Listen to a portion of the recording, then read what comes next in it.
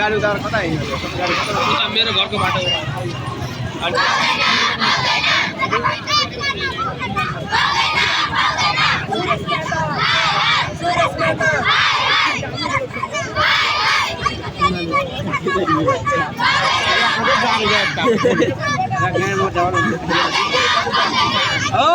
एक बेचान हो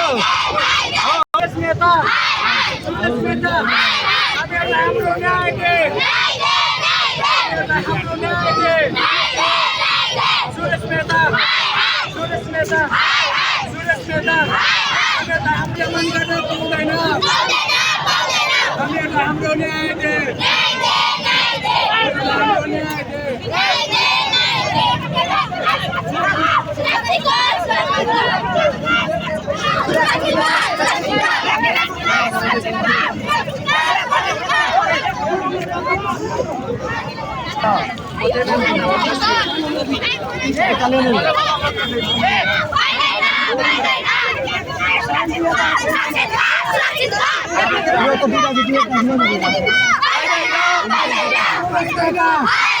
सुरेश मेहता हाम्रो न्याय दे सुरेश मेहता माथि ब्ल्याकमेल गर्न पाउँदैन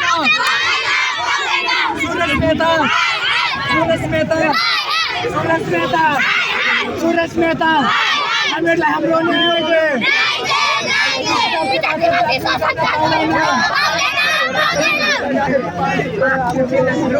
सुका चाहिँ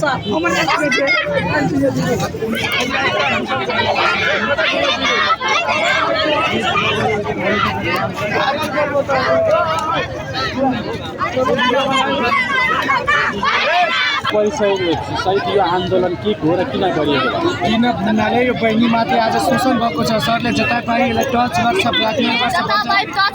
जहाँ मान्छे प्राइभेट पार्टमा समर्पित थियो सरको के अधिकार छ त्यो सरले शोषण गर्नुहुन्छ हामीहरूलाई विद्यार्थी नबोलेर हो त्यो सरले कहीँ पनि चाकरी रेस्ट्रिक्ट गरिदिनु त्यो सरले पुरा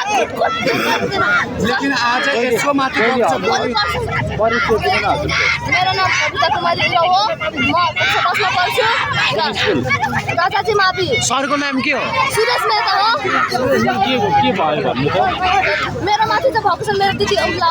नगरपालिका मेरो दिदी माथि भएको छ सर गयो फर्म भर्न अनि उहाँले एकदिन टच गर्नुहुन्छ मेरोसँग बस मेरोसँग रिलेसनमा बस अनि म तिमीलाई पास गरिदिन्छु अनि टप गरिदिन्छु नगरपालिका त्यही हो सरको लक्षण त्यही हो हिजो पनि मेरो आन्दोलन न्याय भेटेन भन 10 बजेको टाइम दिन्छु 10 बजेको टाइम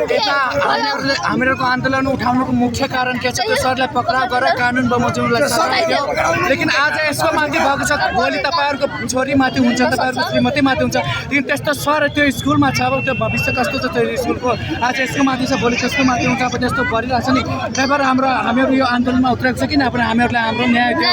बस दिन चाहियो हामीहरूलाई हाम्रो माग अनुसार हाम्रो न्याय त भयो सुन्नु त हिजो 10 बजेको टाइम दियो पुलिस प्रहरीहरुले भने 10 बजेसम्म हामी समातेर ल्याउँछ 10 बजे 12 बजे सकेर हामीहरू समातेर ल्याउँछ लेकिन हाम्रो स्कुल त्यो स्कुलमा सरको गल्ती छ त्यो सरको एउटा टिम बनेको छ कि त्यो टिममा एउटा सरले गल्ती गर्छ तिनीहरूलाई एउटा विष्णु सर रहेछ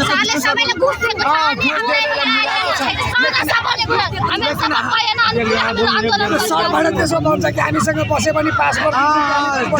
डाइरेक्ट भन्छ हामीसँग रिलेसनसिपमा बस्छ तिमीहरूलाई मिलाएर पास गर्छ त्यस्तो त हुँदैन नि छोरीसँग बस्छ छोरीसँग बस्छ नगरपालिकामा टप गर्छ उहाँले हामीहरू पढेर टप गर्न सक्दैन ग्याङ गएर विद्यार्थी पिटाइ खान मिल्छ त्यही त त्यस्तो गरेर हामीलाई ग्याङ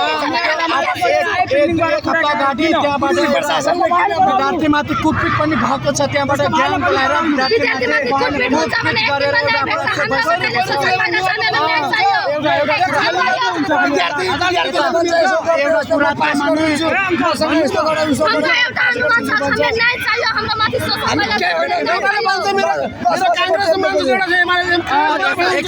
पालै विषय बोल्नु न पालै विषय